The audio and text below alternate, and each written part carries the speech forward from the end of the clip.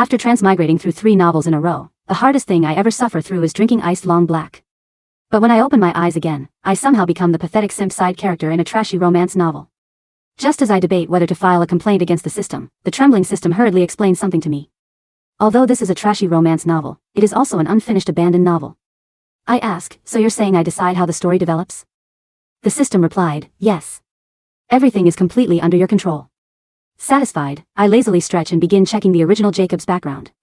He has a trillionaire father and a billionaire mother. On top of that, he has 7 rich and beautiful older sisters. With such a ridiculously overpowered setup, how can he go around simping for a broke college girl with no money? What a complete waste.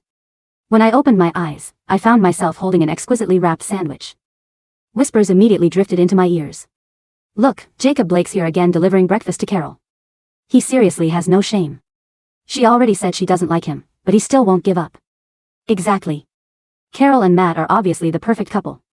I froze for 2 seconds before a flood of memories suddenly crashed into my mind. I, the invincible hero of a power fantasy novel, had actually transmigrated into the role of a pathetic simp side character in a trashy romance novel. Not only had this guy hidden his identity as a wealthy heir because he liked the poor heroine, but he had also willingly let her use his money to play the rich girl while chasing the college heartthrob, Matt Calloway. Back when I was the hero of the power fantasy story, brainless plots were one thing. But did trashy romance novels not require logic either? As I trashed the plot in my mind, a crisp female voice cut through my thoughts. Jacob? I looked up. Carol Houston, the heroine, was standing right in front of me. She was wearing the designer dress the original Jacob had bought her, with a Patek Philippe watch on her wrist, dressed head to toe like some wealthy socialite. Carol glanced at the sandwich in my hands. She instantly frowned, and a flash of irritation swept across her expression. Didn't I make myself clear? I wanted a fine dining experience today. Why did you bring sandwiches again? Beggars couldn't be choosers. And yet, there she was. I stared at her for 2 seconds, then suddenly laughed. You don't like it? Right in front of Carol, I tossed the sandwich to a stray dog passing nearby. Then the dog can have it. At least dogs know how to be grateful. You don't. As if it understood every word, the stray dog barked twice in agreement. The crowd erupted. Did Carol's rejection finally break him? Why does he seem like a totally different person? Carol's face flushed bright red. She immediately grabbed my wrist. Come with me. She dragged me around the corner of the academic building. Jacob, what the hell is wrong with you? If you keep acting like this, I won't even let you bring me food anymore. Looking at her self-righteous expression, I nearly laughed out loud. What a double blessing. This painfully mediocre girl with an inflated sense of self-worth always used the same laughable threat against the original Jacob, revoking his right to bring her food. And yet, that pathetic, lovesick fool fell for it every time, groveling and pleading with her not to be upset. When Carol saw me remain silent, she assumed I was scared. She immediately put on an understanding expression. Fine. I'll forgive you this time. I saw a newly released pair of shoes I like. This weekend, I'll allow you to come shopping with me. Seriously? I bet that was just her way of saying, follow me around and foot the bill. Before me, the fanciest shoes Carol ever owned barely cost $50. After me, nothing she wore came in under $5,000. I shrugged and smiled faintly. Why should I? Carol's face darkened completely. Jacob, aren't you trying to pursue me? If you won't even buy me something this cheap, then how can you say you like me? Something this cheap? I reached into my bag and pulled out a thick stack of receipts. Let me break it down for you. That Gucci dress you're wearing? It was bought just last month for $3,800. The Patek Philippe watch on your wrist? $18,600. And that little necklace around your neck? $7,900. Since you think it's such a small amount, then pay me back. I held out my hand toward Carol. I'll even round it down for you. Let's say it's $20,000. Carol stared at me fixedly, searching my face for any sign that I was joking. When she found none, panic finally flashed across her eyes, though she still forced herself to stay composed. Jacob, I didn't expect you to be this materialistic. I'm honestly so disappointed in you. I won't argue with you over what happened today, but you seriously need to reflect on yourself. As Carol stumbled away, tripping over her own feet, I couldn't hold back my laughter anymore. She was trying to gaslight me, huh? She could dream on. That weekend, I didn't stay in the dorms.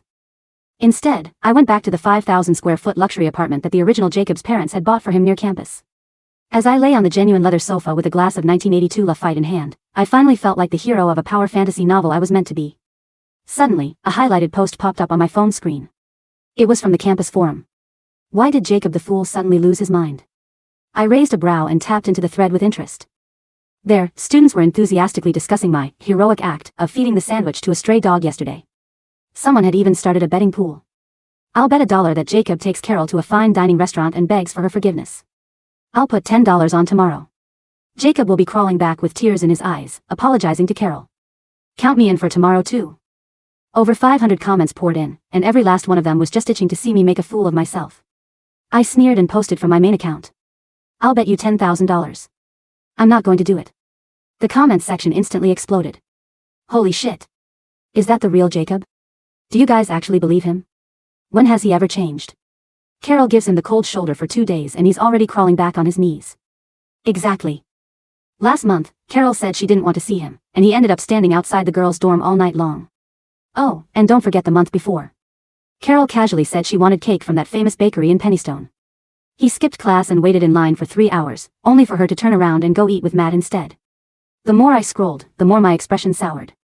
The original Jacob had truly simped in a way that was almost impressively pathetic. But here was the kicker. His background was ridiculously overpowered. Not only did he have a billionaire father and a mother who was literally a global icon, but he also had 7 older sisters who were all ridiculously successful in wildly different fields. Honestly, even when I was the hero of a power fantasy novel, the writers never pushed the plot this far. This was just absurd. And yet, despite being handed a billionaire heir's identity on a silver platter, the original Jacob had somehow managed to morph himself into the most spineless, self-destructing simp in existence. What an absolute waste. I rubbed my temples and finally understood why nothing was more frustrating than watching someone throw away a golden opportunity. Right then, a new post suddenly appeared on the forum. Latest update. Carol and Matt are shopping at Central Plaza right now. I tapped into the thread. In the attached photo, Carol was clinging to Matt's arm as they stood in front of a luxury boutique counter, smiling sweetly together. I narrowed my eyes. Just as I was about to close the app, a bank notification suddenly popped up. Alert, card ending in 8888 authorized a transaction of $19,800. Another alert appeared. Alert, card ending in 8888 authorized a transaction of $5,340. Alert, card ending in 8888 authorized a transaction of $23,000. I stared at the screen for 2 seconds before it finally clicked. To please Carol, the original Jacob had actually given her the supplementary card linked to the black card his eldest sister gave him. Meanwhile, forum insiders were posting live updates. Carol just dropped $23,000 on another watch from Matt.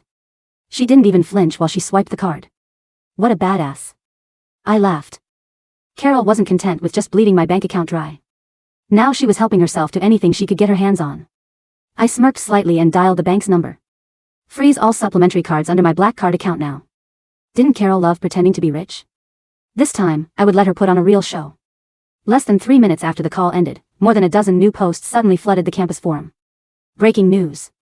Carol's payment declined. Salesgirl seizes her luxury bag on the spot.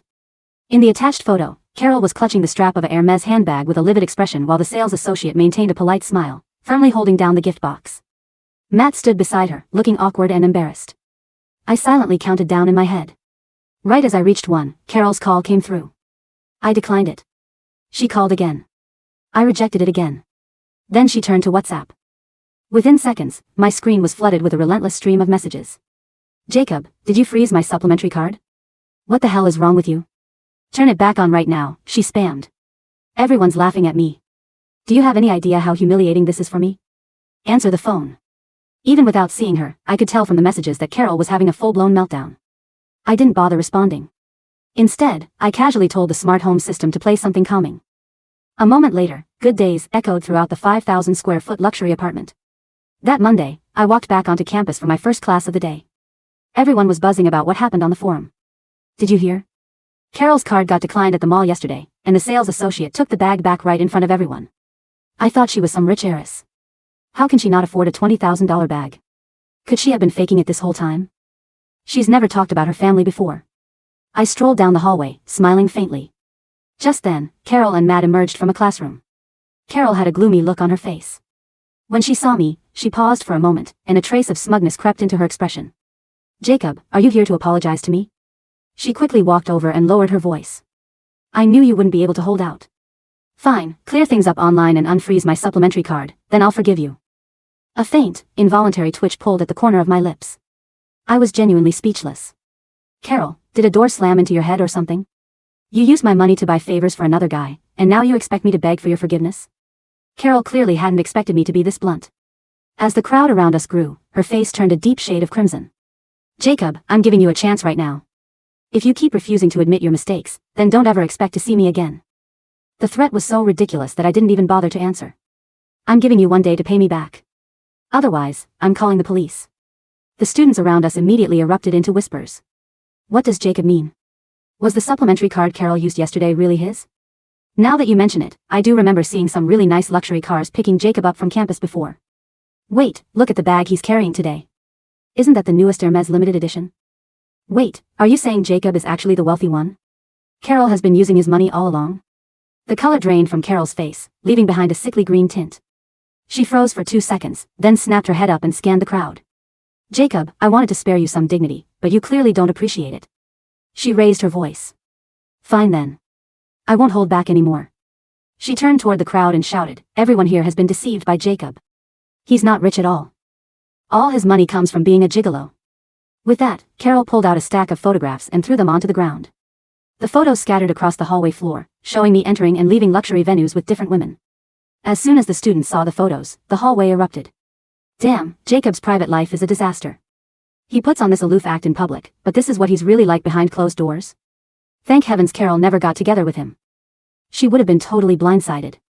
I glanced at the photos and nearly laughed out loud. Messy private life? Playing around behind closed doors? The women in these pictures were obviously my 7 sisters. My 5th sister was a professional racer. My 3rd sister had just won Best Actress, and my 2nd sister was a genius scientist. The funniest part was that every photo showed my face clearly, while the women beside me were either captured from the side or reduced to blurry silhouettes. It was obvious the person who took the photos had deliberately blurred my sisters' faces to hide their identities and make it look like I was sleeping with wealthy women for money. I glanced at Carol, who was clutching the photos. You took these? Carol lifted her chin self-righteously. That's right. Jacob, I almost got fooled by you before. From the way she stood there so self-righteously, anyone would have thought she had no idea those women were actually my sisters. After thinking about it carefully, I realized she probably really didn't know. The original Jacob had tried to introduce her to his family countless times, but she always put on this high and mighty act. Jacob, we're not even dating yet, and you already want me to meet your family? I'm honestly so disappointed in you. When I didn't say anything, Carol took it as a sign that I was backing down. She immediately put on a hurt expression and turned to the crowd. Everyone, I only found out about this a few days ago. I didn't say anything because I wanted to protect Jacob's dignity. But instead of appreciating it, he pushed things even further and even tried to use the mall incident to threaten me into giving him money. Matt immediately chimed in loudly, yeah. Carol already explained everything to me. Her family accidentally froze the wrong card. That's why the supplementary card stopped working. I burst out laughing on the spot. Matt, I always thought only your face was fake. Turns out your brain's counterfeit too. You actually believed an excuse that ridiculous? Matt's expression stiffened in anger. Stop trying to drive a wedge between us. Anyway, I trust Carol. He even made a point of flashing the watch Carol had bought him as he talked. Fine, I said, smirking lazily. If Carol's really as loaded as you claim, why don't you liquidate all the gifts I ever gave you and pay me back? What, is she too cheap to cough up a few tens of thousands? Carol's face instantly turned ashen. Jacob, don't push your luck. I let out a cold laugh. Luck? Carol, the one pushing her luck here is obviously you. Is there anything on you that wasn't bought with my money? Even the shoes you're wearing right now. Before I could even finish, Carol completely snapped from humiliation and rage. She suddenly raised her hand and swung it toward my face. I was the mighty hero of a power fantasy novel. Did she really think I'd let someone slap me? I grabbed her wrist in one motion and struck back. The loud slap echoed throughout the hallway. Silence fell instantly. Jacob, are you insane? You actually hit me? Carol shouted, clutching her face in disbelief. So what if I hit you? Do I need an appointment for that? I said, flicking my wrist. That was for biting the hand that feeds you. What's going on here? The head teacher, Mr. Eric Gosling, suddenly rushed over. Matt rushed over to him and began his sob story. Mr. Gosling, Jacob has been messing around with all sorts of women off campus. He paused for effect, then added, Carol found out and tried to talk some sense into him, but Jacob got embarrassed and hit her. Ever since Carol started spending my money, she'd been keeping a rather high profile at college. The teachers had privately speculated about her family background before. The less they knew, the more mysterious she seemed, and the more convinced they became that she came from some powerful family. Now that something like this had happened, there was no way Mr. Gosling wouldn't side with her. Sure enough, Mr. Gosling immediately pointed at me and roared, Jacob. You assaulted a fellow student in public. Apologize to Carol right now. Otherwise, I'll expel you from this college. A flash of smug satisfaction appeared in Carol's eyes, while Matt lowered his head and snickered triumphantly. I looked at Mr. Gosling coldly. And what if I refuse? Mr. Gosling's face turned red with anger. Then get out of this college. We will never tolerate trash like you here. I'd like to see who dares expel my brother. Just then, several cold female voices cut in from behind us. Every student turned around at the same time. 7 stunning women stood at the end of the hallway. Aurora Blake, my eldest sister, fixed Carol with a cold stare. So you're the one leeching off my brother and playing rich? The silence that blanketed the hallway was thick, almost suffocating. Aurora Blake stood at the forefront, her towering presence instantly commanding the room. Dressed in a bespoke charcoal gray suit, her hair pulled back into a flawless, sharp bun, she exuded the cold, unyielding authority of a woman who ran a multinational conglomerate before breakfast. Behind her stood 6 other women, each equally striking, representing the absolute pinnacle of their respective fields. Who are you? Mr. Gosling stammered, his voice dropping an octave as he instinctively took a step back. The sheer aura radiating from the group was enough to make his knees wobble. Who are we? Vivian Blake, the 3rd sister, stepped forward. She pulled down her oversized designer sunglasses, revealing eyes that had graced countless movie posters and magazine covers worldwide. The moment her face was fully visible, several students in the crowd gasped. Oh my God, is that Vivian Blake? The Oscar-winning actress? What is she doing here? And did she just call Jacob her brother? Vivian scanned the hallway with a look of pure amusement, her eyes lingering on the scattered photographs on the floor. She gracefully bent down, picked up one of the pictures, and laughed, a rich, melodic sound that carried a dangerous edge. Well, look at this, sisters, Vivian said, showing the photo to the others.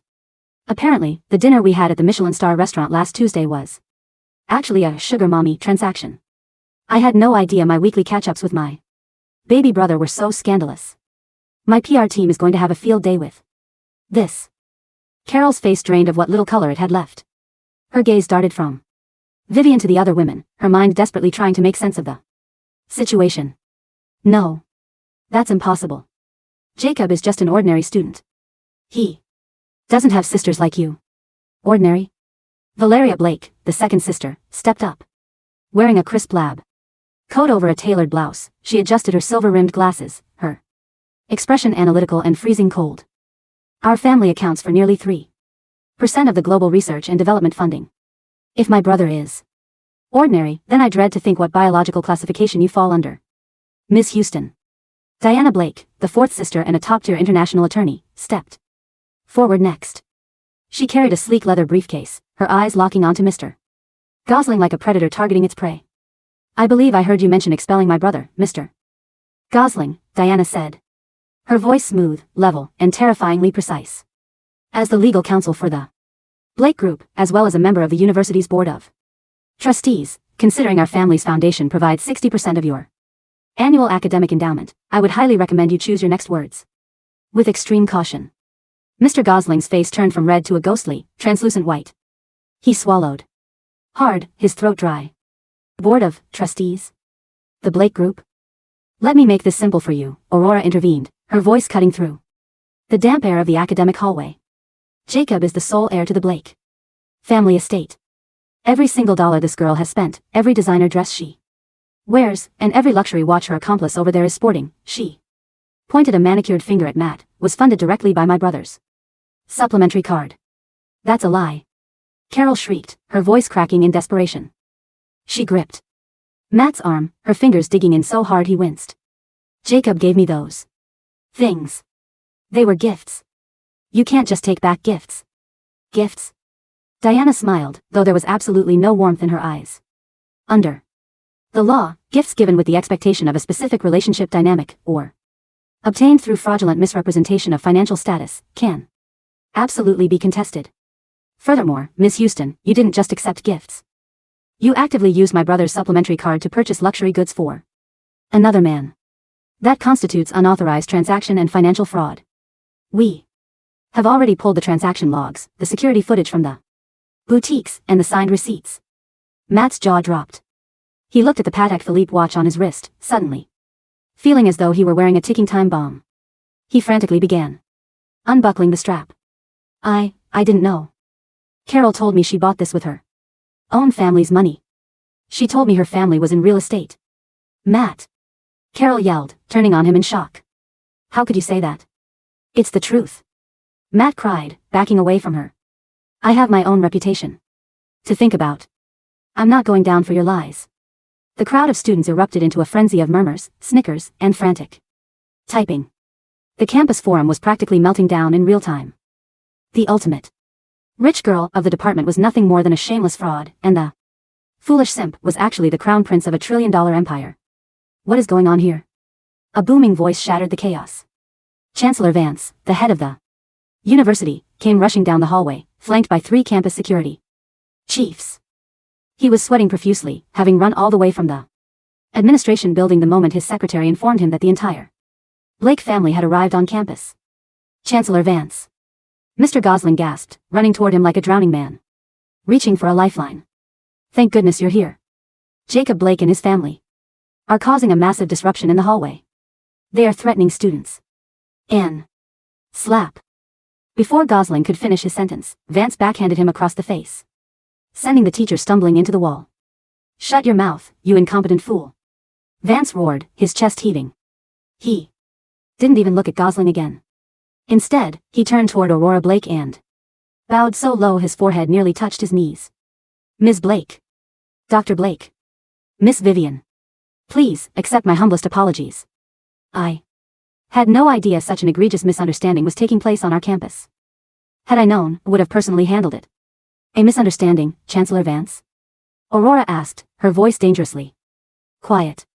Your staff member just threatened to expel my brother because he refused to apologize to a thief who slandered his name and physically assaulted him. Vance's eyes widened in horror. He glared at Gosling as if he wanted to skin him alive. Expel? Who gave him the right? Eric Gosling, you are stripped of your tenure and terminated effective immediately. The university will also launch a full investigation into your professional conduct and financial dealings. Chancellor. No. Please. Gosling begged, dropping to his knees. I didn't know. I was just trying to maintain order. Security, drag him out of here. Vance ordered. The security guards didn't hesitate, grabbing Gosling by his arms and hauling him away as he wailed for mercy. With Gosling dealt with, Vance turned his attention to Carol and Matt.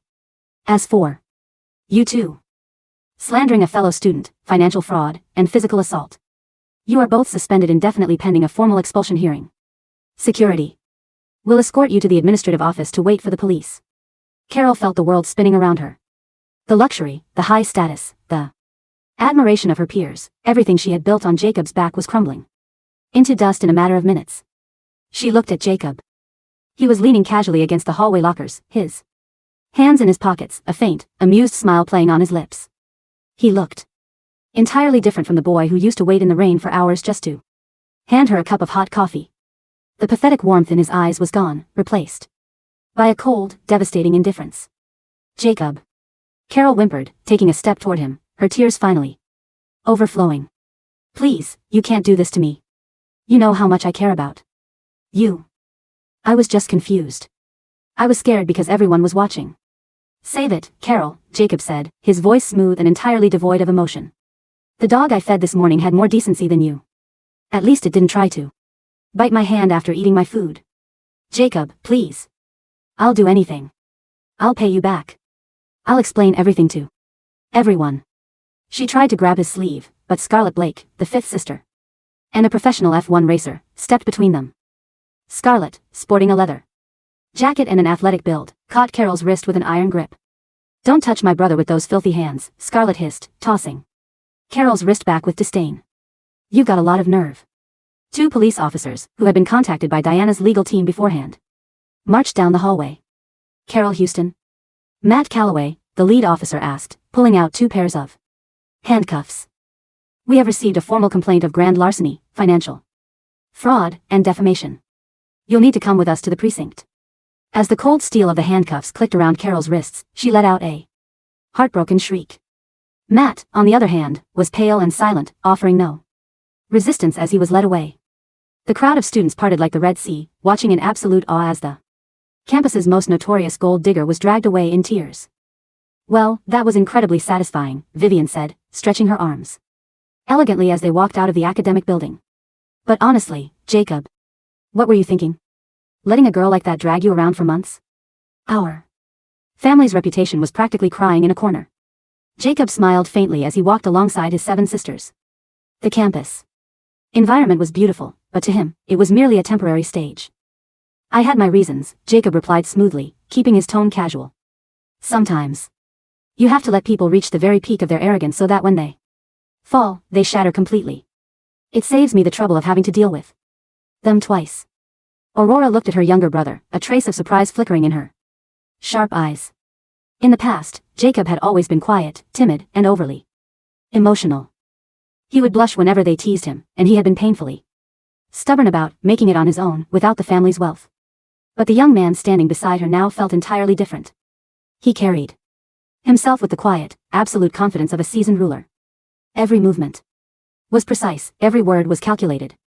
You've changed, Jacob, Valeria observed, her scientific curiosity piqued.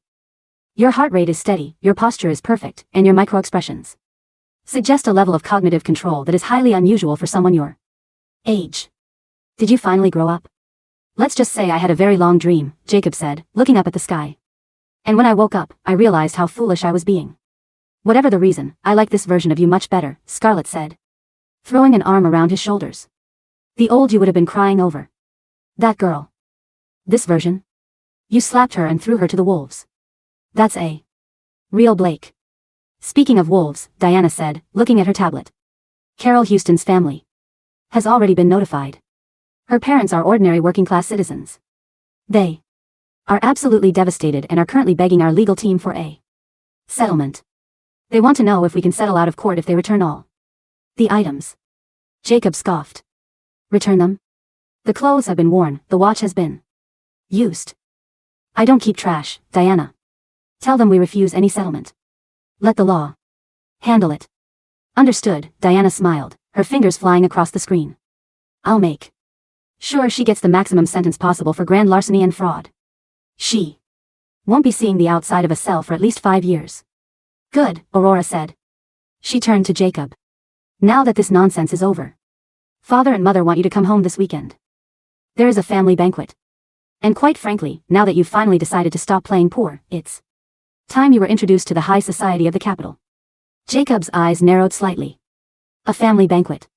In the original novel's plot, this banquet was a major turning point. The original Jacob had refused to go because he wanted to spend the weekend helping Carol study for her exams. As a result, his relationship with his father, Arthur Blake, had deteriorated further, and a rival family, the Carter family, had used the opportunity to mock the Blakes for having a spineless heir. But now? Jacob smiled, a cold, predatory glint in his eyes. Of course. I'll be there. The next day, Jacob was enjoying a quiet afternoon in his 5,000 square foot luxury penthouse. The floor-to-ceiling windows offered a breathtaking view of the city skyline. He was sipping a perfectly brewed cup of Blue Mountain coffee, reviewing the financial reports of the Blake Group's tech division. Suddenly, his security system chimed. Sir, there is a visitor at the lobby requesting entry. She claims to be a close friend from your university, the artificial intelligence system announced. Jacob glanced at the security monitor. Standing in the lobby, looking pale, exhausted, and disheveled, was Carol. She was currently out on bail, likely paid for by her parents' life savings. She was wearing a simple, cheap sweater, a stark contrast to the designer clothes she had worn just days prior. Her eyes were red and swollen from crying. Jacob set his coffee cup down. Let her up. A few minutes later, the elevator doors opened directly into his penthouse. Carol stepped out, her eyes widening as she took in the sheer grandeur of the apartment. The Italian marble floors, the custom-made crystal chandeliers, the priceless artwork hanging on the walls. It was a level of wealth she had only seen in movies. And all of this belonged to the boy she had treated like a dog. Jacob. Carol whispered, her voice trembling. Jacob didn't stand up. He remained seated on his leather sofa, looking at her as if she were a mild annoyance. You have exactly 2 minutes, Carol. Make it quick. Carol ran forward and threw herself onto her knees in front of him, reaching out to grab his legs, but Jacob smoothly shifted his posture, leaving her clutching empty air. Jacob, please. I beg you, talk to your sister. Tell her to drop the charges. Carol sobbed, her face covered in tears. My parents, they had to mortgage our house just to pay my bail. If I go to prison, my life is over. I won't be able to graduate, I won't be able to get a job. And why is that my concern? Jacob asked, his voice flat. Because you loved me. Carol cried, looking up at him with desperation. I know you did. You can't have forgotten everything we went through. The times you waited for me, the letters you wrote me, you loved me. Jacob. You can't be this cruel. Jacob stared at her, and for a brief moment, the memories of the original Jacob flashed through his mind. The cold rainy nights, the skipped meals, the constant humiliation, all endured for the sake of a girl who didn't care if he lived or died. The person who loved you is dead, Carol, Jacob said softly, though his words carried the weight of an iron anvil. You killed him with your greed, your arrogance, and your vanity. The man sitting in front of you now doesn't feel love for you. He doesn't even feel hate. To me, you are nothing more than a speck of dust on my shoe. No. No, that's not true. Carol shook her head violently. You're just angry. I'll change, Jacob. I swear I will. I'll be your girlfriend. I'll do whatever you want. I won't ever look at Matt or any other guy again. Just please, save me. Jacob let out a soft sigh, standing up and walking over to the window, looking out at the sprawling city. You still don't get it, do you? Jacob said, not turning back. You think your love is some sort of prize. You think that by allowing me to be with you, you are doing me a favor. But look around you, Carol. I am the heir to a trillion-dollar empire. My sisters are leaders of industries, icons of culture, and geniuses of science. What could a vain, superficial, and thoroughly mediocre girl like you possibly offer me? Carol froze, his words stripping away the last remnants of her pride. Your time is up, Jacob said. Before Carol could speak, two burly, suit-clad security guards emerged from the elevator. They didn't say a word, simply grabbing Carol by her arms and lifting her off the ground. Jacob. No. Jacob, please. Don't do this to me. I love you. Jacob. Her screams faded as the elevator doors closed, leaving the penthouse in a serene, golden silence once more. The Blake family estate was located in the most exclusive district of the capital, a massive historical manor surrounded by acres of private gardens, security checkpoints, and pristine fountains. Tonight, the estate was bathed in brilliant lights. Valet parkers were busy handling an endless stream of Rolls-Royces, Bentleys, and custom hypercars. The guest list was a literal who's who of the global elite, politicians, business magnates, old money aristocrats, and international royalty. Jacob arrived in a sleek, custom-built black Maybach, accompanied by his eldest sister, Aurora. As he stepped out of the car, dressed in a flawless, midnight blue velvet tuxedo, the paparazzi's cameras flared like 1,000 tiny stars. Jacob didn't blink. Having been the invincible hero of a power fantasy novel in his past life, he was entirely accustomed to being the center of attention. He carried himself with an effortless, regal grace that immediately drew the eyes of everyone in the courtyard. Who is that young man next to Aurora Blake? Is that the mysterious youngest son of the Blake family? I thought he was a recluse, or that he was incompetent. But he looks magnificent. Inside the grand ballroom, the atmosphere was opulent. Classical music played softly in the background as guests mingled, holding glasses of champagne that cost more than an average person's annual salary. Jacob. My boy. A powerful, resonant voice echoed from the grand staircase. Arthur Blake, the patriarch of the Blake family, descended the stairs. Despite being in his late 50s, he looked incredibly fit and energetic, his eyes sharp and commanding. Beside him was Evelyn Blake, Jacob's mother, a globally renowned philanthropist and fashion icon who looked as though she hadn't aged a day past 30. Father, mother, Jacob said, bowing slightly with perfect etiquette. Arthur clapped a heavy hand onto Jacob's shoulder, his eyes scanning his son.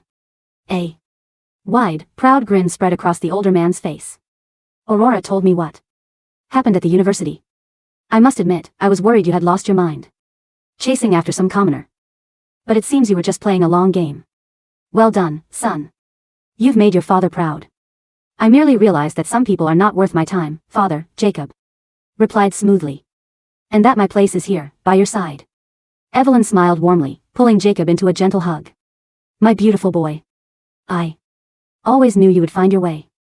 You look absolutely stunning tonight. As the family stood together, a group of guests approached.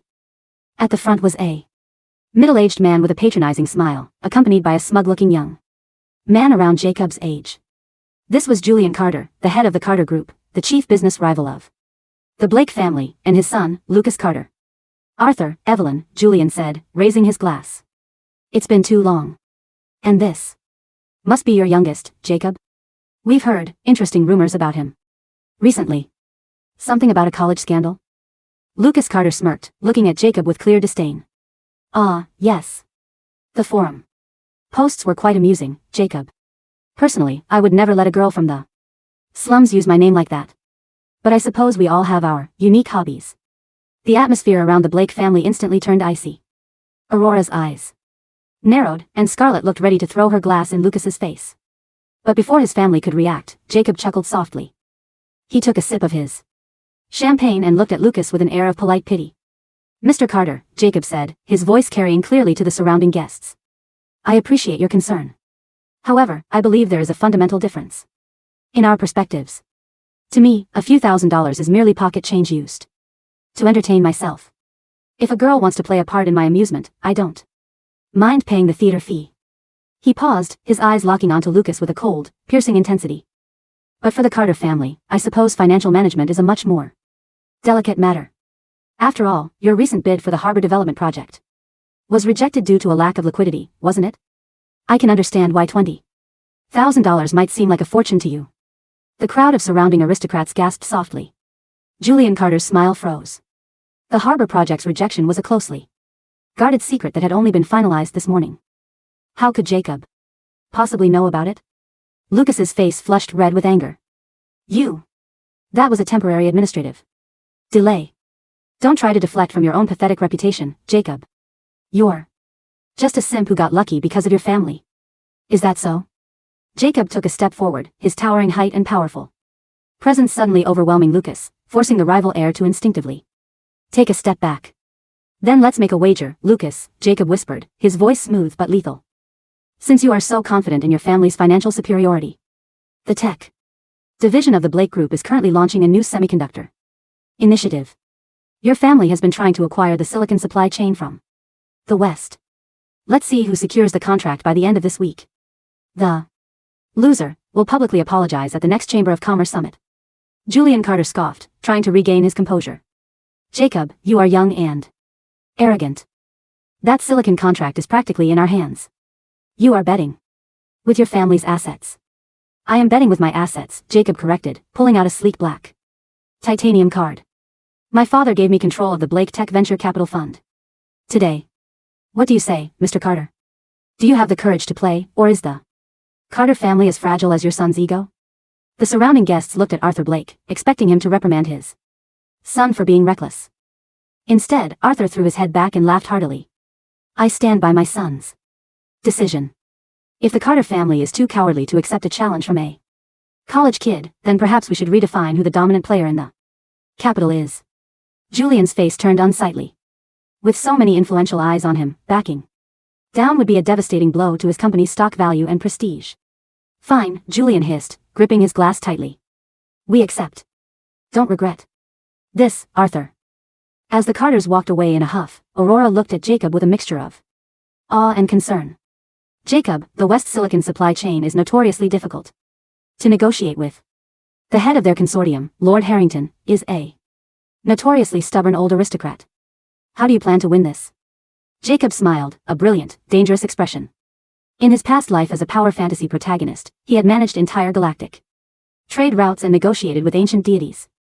Dealing with a stubborn human aristocrat? It was child's play. Don't worry, big sister, Jacob said, patting her hand. By Friday, the Carter family will be begging us for mercy. The next morning, Jacob didn't go to university. Instead, he occupied the top-floor office of the Blake Tech headquarters. Sir, we have compiled the dossier on Lord Harrington, his assistant, a sharp young woman named Mia, said as she handed him a tablet. As your sister said, he has rejected the last 5 proposals from both the Blake Group and the Carter Group. He claims he doesn't need money, and he only partners with those who understand the true value of his heritage. Jacob swiped through the data. Harrington was an old-money British lord who owned vast silicon mines in South America. He was also a massive collector of ancient Chinese antiquities, particularly rare jade carvings from the Tang dynasty. He doesn't want money, but everyone has a price, Jacob murmured, his eyes lingering on a specific detail in the report. Harrington had been searching for a lost artifact known as the Celestial Phoenix Jade for over 3 decades. It was a family heirloom that had been lost during the war. Jacob smiled. He closed his eyes and summoned that system in his mind. System, Jacob thought. Are you there? A trembling, robotic voice echoed in his head. Why yes, host. The system is here. How can I assist you? Please don't delete me. I have no intention of deleting you as long as you are useful, Jacob replied. This is an unfinished, abandoned novel. That means the database of existing world items is fully editable by me, correct? Yes, host. Anything that hasn't been explicitly written into the published chapters can be generated or modified using your authority. Excellent, Jacob thought. Generate the celestial phoenix jade. Place it in the vault of my personal penthouse, documented as an old purchase made by my grandfather decades ago. Understood, host. Executing command. Generation complete. The artifact is now in your penthouse vault, complete with a flawless, historically accurate paper trail. Jacob opened his eyes. A powerful tool was now in his hands. He picked up his phone and dialed a number. Mia, schedule a private meeting with Lord Harrington for tomorrow afternoon.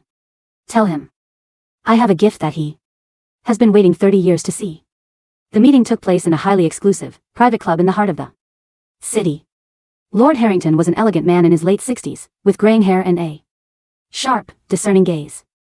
He sat across from Jacob, looking thoroughly unimpressed. Young man, Harrington said, his British accent thick and refined. Your sister is a remarkable woman, and your father is a man I respect. But you are a boy who has barely stepped out of university. If you think a fancy dinner and a larger check will secure my silicon supply, you are sorely mistaken. The Carters have already offered me a highly lucrative partnership. I am aware, Jacob said calmly. He signaled to Mia, who walked forward carrying an exquisitely carved wooden box lined with deep red silk. Jacob gently pushed the box across the table. I don't offer you money, Lord Harrington. I offer you history. Harrington frowned, but his curiosity got the better of him. He slowly opened the lid of the box. The moment his eyes fell upon the object inside, his breath caught in his throat. His hands began to tremble as he carefully lifted a stunning, deep green jade carving of a phoenix. The craftsmanship was impossibly intricate, and the unique, ethereal glow of the jade was unmistakable. This is... Harrington's voice cracked with emotion. The celestial phoenix. My grandfather's lost piece. How did you find this? My grandfather acquired it at an auction in Europe during the late 70s. Jacob lied smoothly, his expression a picture of solemn sincerity. It has been in our family's private collection ever since. When I heard about your passion for Tang Dynasty artifacts, and your lifelong search for your family's heritage, I realized that this jade did not belong in a dark vault. It belongs with you. Harrington looked at the jade, then up at Jacob. The skepticism and condescension in his eyes had completely vanished, replaced by profound gratitude and respect. You are giving this to me? Without any conditions? Harrington asked, his voice shaking. A gift of this magnitude should never be used as a cheap bargaining chip, Lord Harrington, Jacob said, playing his cards perfectly. I give this to you as a gesture of goodwill between our families. Whether you choose to partner with the Blake Group or the Carter Group, that is entirely up to your business judgment. Harrington stared at Jacob for a long moment. He let out a deep, emotional sigh, carefully placing the jade back into the box. My boy, Harrington said, his voice firming up with absolute resolve. A young man who understands honor, heritage, and respect to this degree is a rare gem in this modern world. The Carter family, they are merely greedy merchants. I will not trust my family's legacy to them. He stood up, extending his hand toward Jacob. The silicon supply contract is yours, Jacob. Not only that, but I will grant the Blake Group exclusive distribution rights for the entire European and Asian markets. Let us build a future together. Jacob stood up and shook his hand, a calm, victorious smile on his face. It is an honor, Lord Harrington. Friday arrived, and the Grand Hall of the Capital Chamber of Commerce was packed to the brim. Julian and Lucas Carter stood near the stage, surrounded by several business partners, looking smug and triumphant. The Blake family's tech division is finished, Lucas sneered, swirling his champagne. Our sources confirm that Lord Harrington refused their meetings earlier this week. The silicon supply is ours. Today, Jacob Blake will have to get on his knees and apologize to me in front of the entire business world. Quiet, Lucas, Julian warned, though he too had a confident smile. But yes, the Blakes have finally overreached. This will be the beginning of their decline. Just then, the double doors of the hall opened. Jacob walked in, flanked by Aurora, Diana, and Valeria. He looked relaxed, his hands in his pockets, walking as if he owned the very air he breathed. "Ah, Jacob." Lucas called out loudly, drawing the attention of the entire room. "You actually showed up. I was worried you'd skip the event out of embarrassment. Have you prepared your public apology?" The crowd fell silent, turning their attention to the two young heirs. Jacob stopped a few feet away from Lucas, looking at him with mild amusement. "An apology? For what?" "For losing the bet, of course." Lucas laughed. "Don't act dumb. The deadline for the Silicon contract was today. My family has already prepared the final signing papers with Harrington's representatives." "Is that so?" Jacob raised a brow. "Then I suggest you check your phone, Lucas. Or perhaps your father's secretary has been trying to reach him." At that exact moment, Julian Carter's phone began to ring violently. He frowned, pulling it out and answering it. "What is it?" "I told you not to disturb me during the summit." Julian's voice cut off. His face turned from confident to utterly pale, his eyes widening in sheer terror. "What? What do you mean the contract was signed? With whom?" Julian gasped, his voice cracking. He looked up at Jacob, his hands shaking so hard he almost dropped his phone. The Blake Group? Exclusive global distribution rights? What?" Lucas shrieked, his glass slipping from his fingers and shattering on the marble floor. "No. That's impossible. Lord Harrington wouldn't do that." "I'm afraid he would," a powerful voice boomed from the entrance. Lord Harrington himself walked into the hall, accompanied by a team of international lawyers.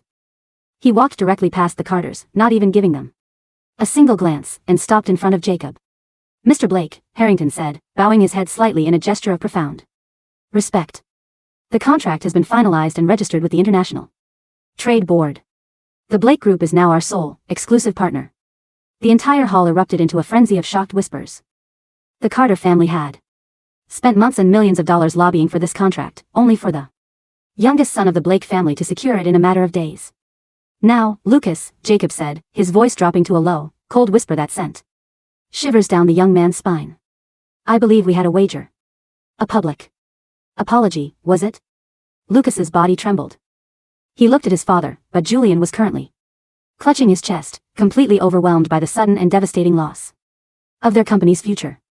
"Jacob, please," Lucas whispered, his voice cracking with humiliation. Can we handle this privately?" "No," Jacob said, his eyes completely void of mercy. "Get on your knees, Lucas. Before I decide to take the Carter Group's retail market share next." Faced with absolute ruin, and under the judging gazes of the entire city's elite, Lucas's legs finally gave out. He fell to his knees on the cold marble floor, his head bowed, tears of pure shame dripping onto the ground. I'm sorry, Jacob," Lucas choked out, his voice barely audible. I was wrong." Jacob didn't even look down at him. He turned to his sisters, who were watching with proud, radiant smiles. "Let's go, sisters," Jacob said smoothly. "The air in here is getting a bit dusty." A month later, the dust had fully settled. The Carter Group's stock had plummeted by 40%, forcing them to sell off several key assets to the Blake Group just to survive. Lucas Carter had been sent abroad to a remote branch, thoroughly excluded from the family's core business. As for Carol Houston, her trial had ended in a swift, devastating verdict. Found guilty of grand larceny, fraud, and defamation, she was sentenced to 5 years in a maximum security state penitentiary. Matt Calloway, though avoiding prison due to a lack of direct intent, was expelled from the university and forced to work 3 jobs just to pay off his share of the court-ordered restitution. Jacob sat on the balcony of his luxury penthouse, looking out at the sunset over the city. A soft, digital chime sounded in his mind. Ding. System announcement, the original storyline of The Pathetic Simp and the Vain Heroine has been completely destroyed. The narrative structure has successfully evolved into a high-tier, legendary-grade business and power fantasy novel. Host status, undisputed protagonist. Story completion rate, 100%. System message, host, you have successfully rewritten your destiny. Do you wish to return to your original world, or remain here as the king of the Blake Empire? Jacob took a slow sip of his 1982 Lafite, enjoying the warm breeze on his face. He thought about his past life as an invincible hero who had to constantly fight, bleed, and suffer through endless battles. Then he looked at his beautiful, luxurious penthouse, his 7 brilliant, protective older sisters, his trillionaire parents, and his own absolute control. Over this world. Why would I ever want to leave? Jacob whispered to the sky, a calm, deeply satisfied smile gracing his lips. System, Jacob thought. Close the portal. This is my world now. And the story has only just begun.